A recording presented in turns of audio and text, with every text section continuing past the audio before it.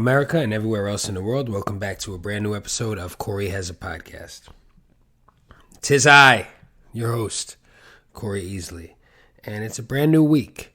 And this is officially the week, I believe Thanksgiving's coming up or something like that. This is the week that I celebrate being sober for 2 years, which I'm super fucking proud of.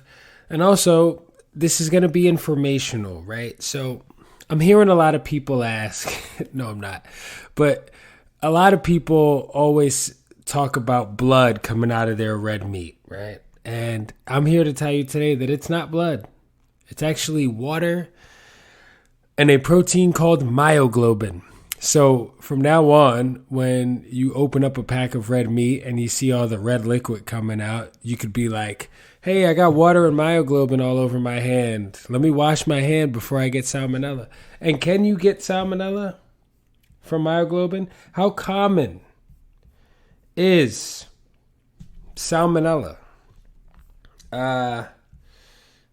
What the fuck? How common... Cumin is how I spelled it. Is herpes is the first thing that comes up on the search. Yikes! How common is salmonella? How common is salmonella infection? CDC estimates salmonella cause about 1.35 million illnesses, 26,500 hospitalizations, and don't mean to laugh, and 420 deaths in the United States every year. So salmonella is a lot more serious than you think. How does salmonella kill you, and who's most at risk of it? Children who are 5 years old and younger, adults over 65 years old, and people with weakened immune systems are the most likely to have severe infections. Certain medications, for example, medications to reduce stomach acid, can increase the risk of salmonella infection. You ever notice how it's always like little kids who can barely take care of themselves or people that are over a certain age? I honestly, I worry about the people over a certain age doing certain things.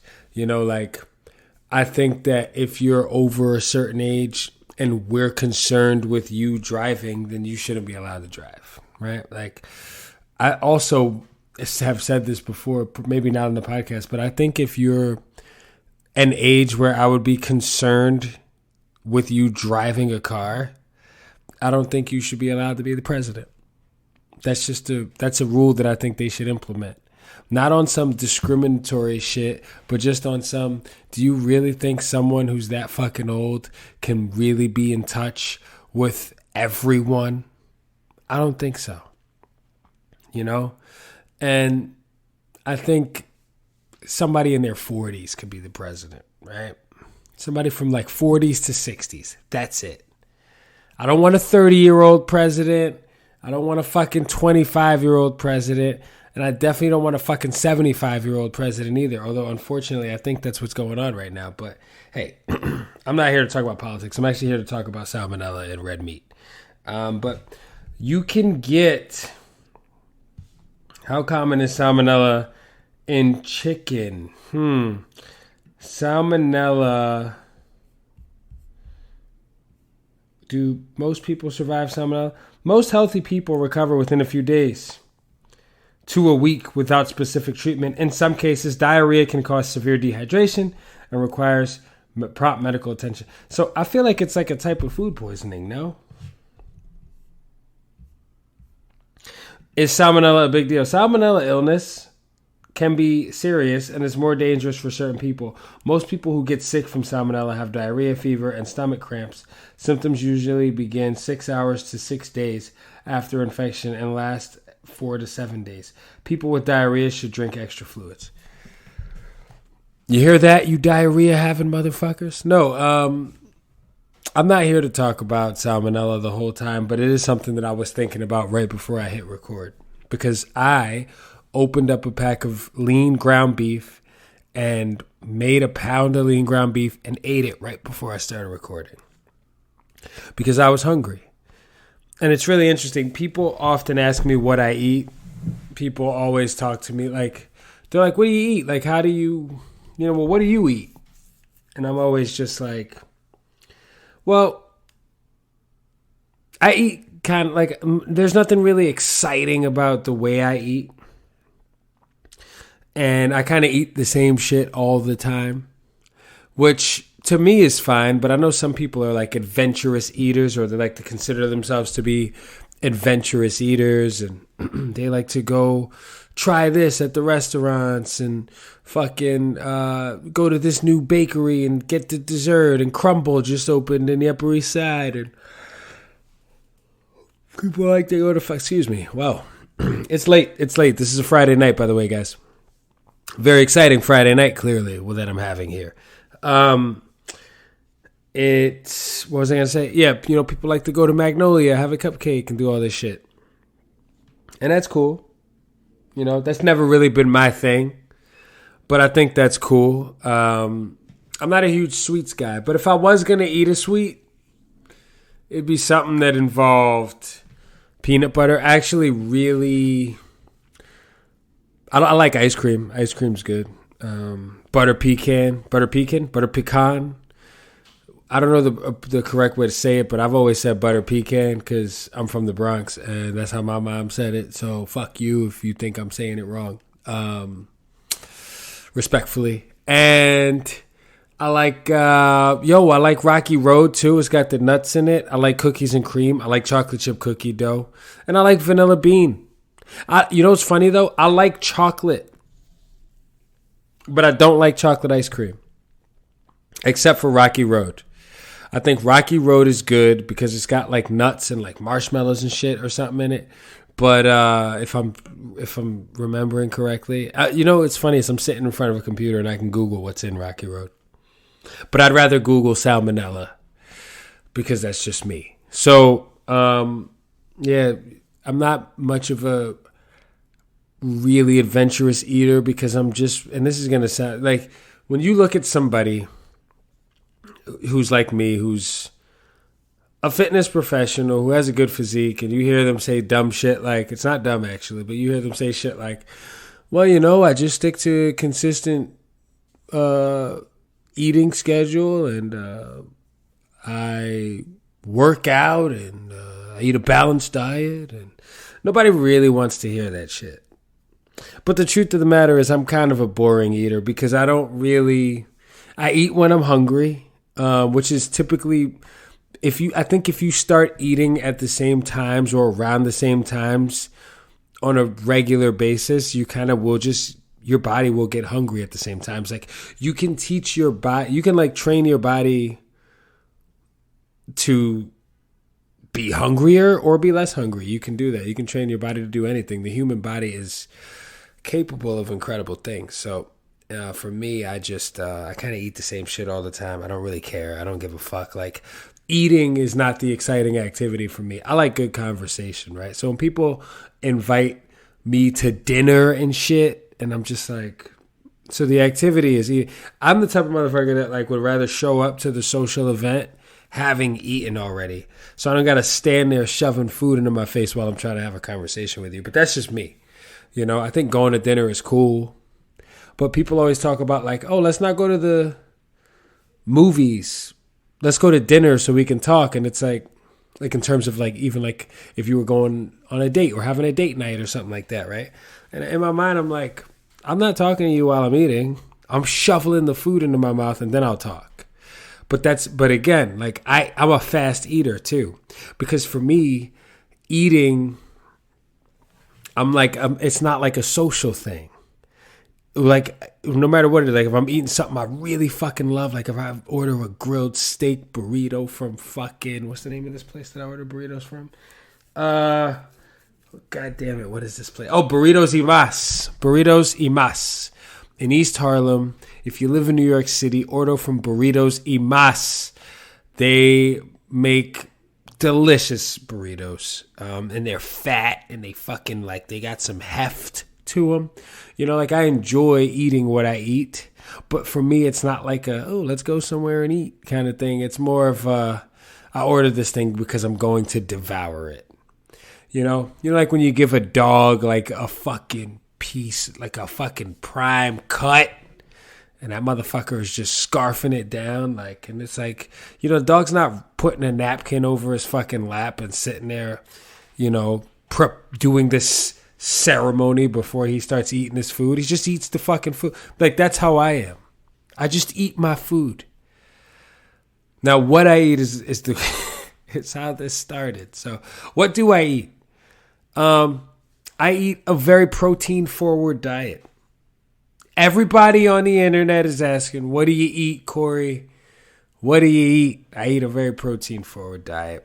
Nothing really exciting. I eat a lot of carbs. I do conditioning 3 days a week and I sweat profusely.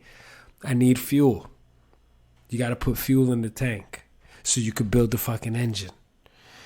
And I enjoy it. I eat the same breakfast every morning and I'm fucking... if I wake up in the middle of the night to pee, I get really bummed out that it's not the morning yet because I'm ready to fucking eat already. Yeah. That's just it. But yeah, I mean, in terms of sweets and stuff though, yeah, I'm not a huge sweets guy. And also not drinking is a big factor of, hey, whoa, I got an email actually, and I just happened to open this tab. Got an email.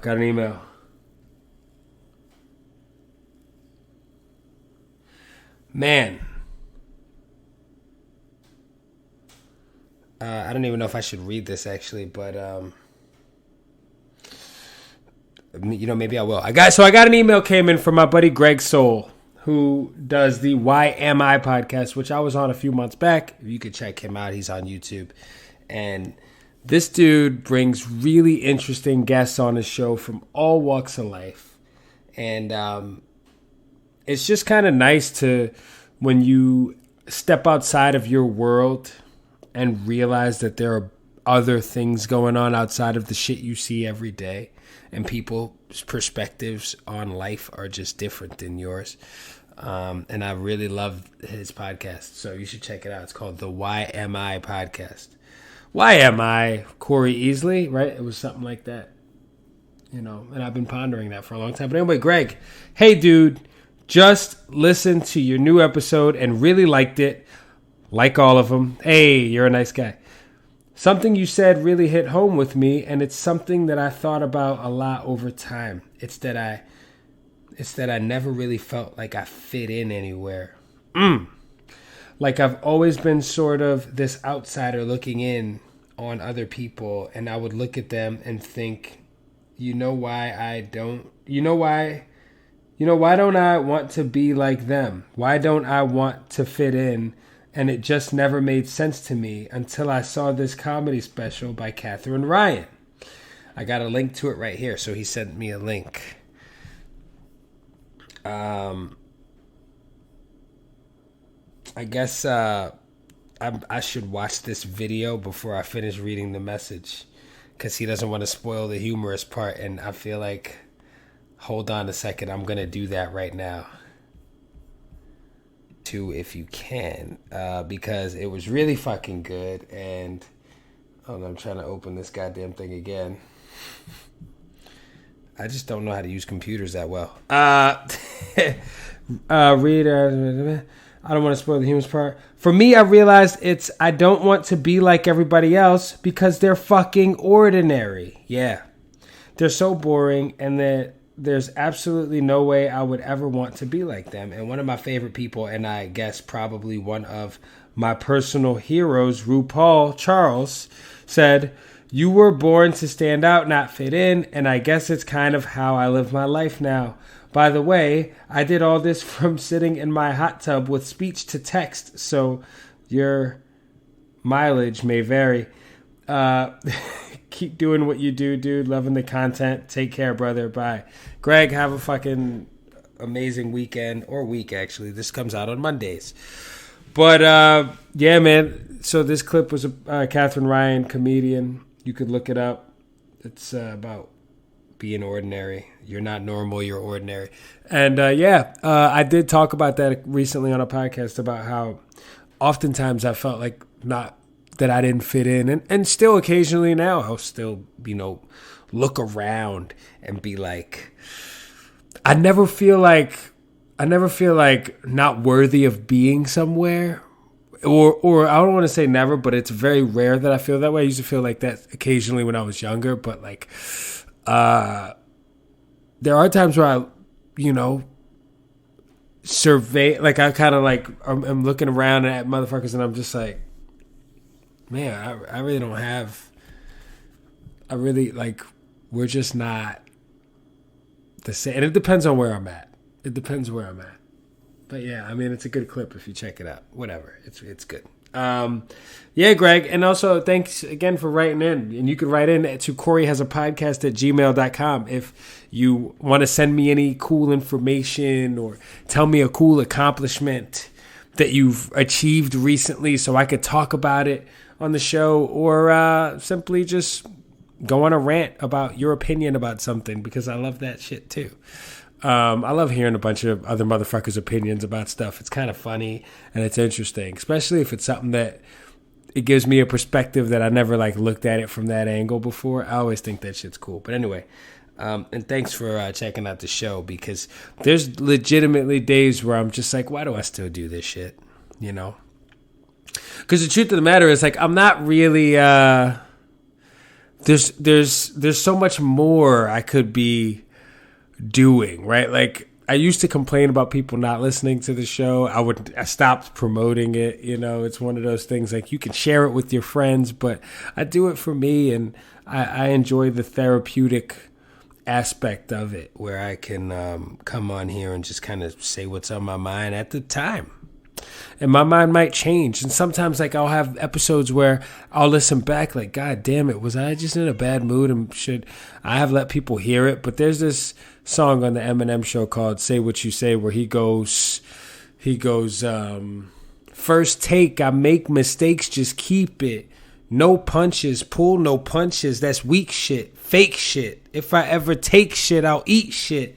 And I think about that all the time, however foolish that may be. But it's like, no, I just don't pull any punches. I don't edit shit out. So whatever you hear is the finished product. Right after I finish recording, I publish the shit, and it is up.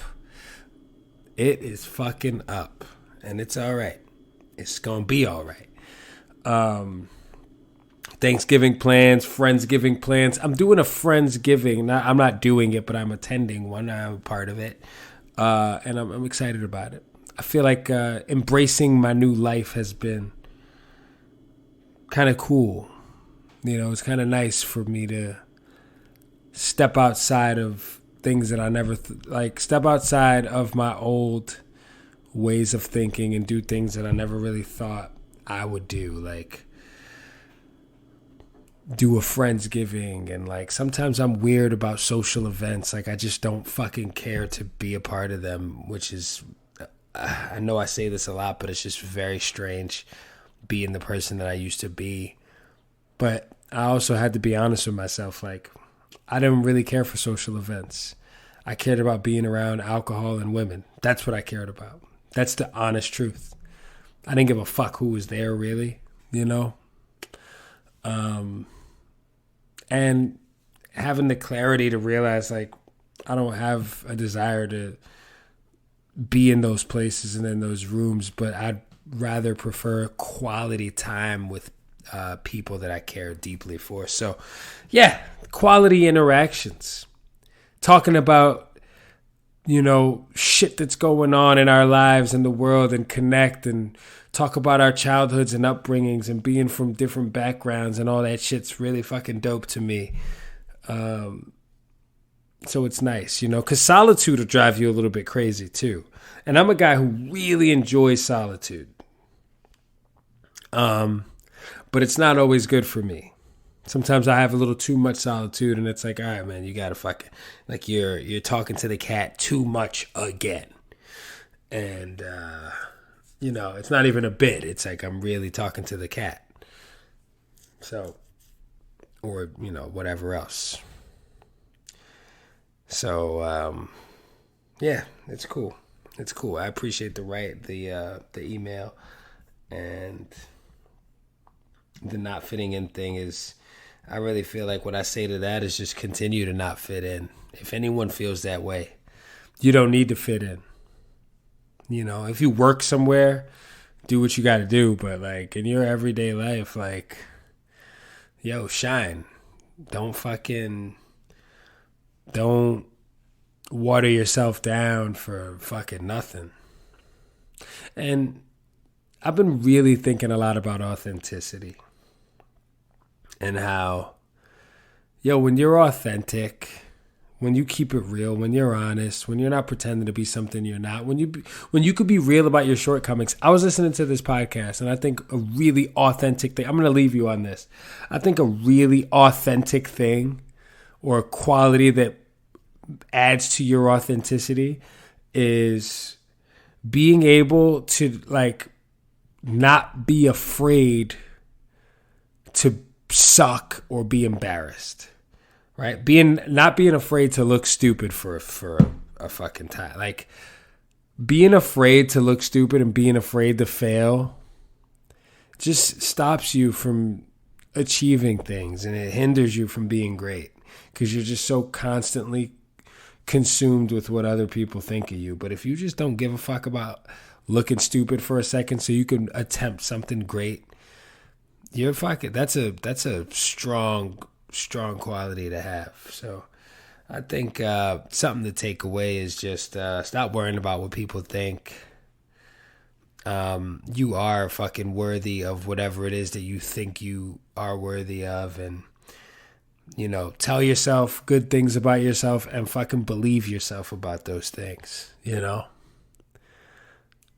Believe yourself when you talk about yourself in a positive way. One of my friends one time, I was having some real negative self-talk, and one of my friends was like, hey, don't talk about my friend like that.